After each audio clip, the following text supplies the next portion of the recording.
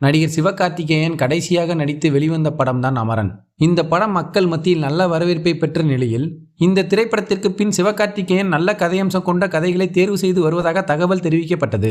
மேலும் இந்த படத்தின் வெற்றிக்கு பிறகு சிவகார்த்திகேயன் தனது சம்பளத்தை ரூபாய் 45 கோடியில் இருந்து 70 கோடியாக உயர்த்திவிட்டதாக கூறப்படும் பட்சத்தில், இதனைத் தொடர்ந்து தளபதி விஜயின் கடைசி படமான ஜனநாயகன் படம் பொங்கலுக்கு வெளிவர உள்ள நிலையில், சிவகார்த்திகேயனின் பராசக்தி படமும் போட்டிக்கு வர இருப்பதாக தகவல் கசிந்தது. இந்த சூழ்நிலையில் இயக்குனர் சுதா கொங்காரா இயக்கத்தில் நடிகர் சிவகார்த்திகேயன் கதாநாயகனாக நடித்து வரும் படம்தான் பராசக்தி. இந்த படம் அவரது 25வது படம் என்பதும், இந்த படத்தில் வில்லன் கதாபாத்திரத்தில் நடிகர் ரவிமோகன் நடித்து வருவதாகவும் தகவல் தெரிவிக்கப்பட்டது. ஜெயம் படத்தின் மூலம் நடிகரான ரவிமோகன் நடிகர் சிவகார்த்திகேயனுக்கு சீனியர் நடிகராக பல வெற்றி படங்களை கொடுத்தார் என்பதும் குறிப்பிடத்தக்கது. அதனால் படத்தின் இயக்குனர் சுதாவிடம் பேசிய நடிகர் சிவகார்த்திகேயன், சீனியர் நடிகர் என்பதால் ரவிமோகனுக்கு அதிக காட்சிகளை ஒதுக்கி தந்து என்னை டம்மியாக ஆக்கி விடாதீர்கள் என்றும், படம் முழுவதும் நான் தான் வர வேண்டும், நான் 4 காட்சிகளில் வந்தால் அவர் 1 காட்சியில் தான் வர வேண்டும் என்றும் கூறியுள்ளார். மேலும் படத்தில் என்னை மட்டும் ஹைலைட் செய்யுங்கள் என்று கூறியதாக தகவல் தெரிவிக்கப்படுகிறது.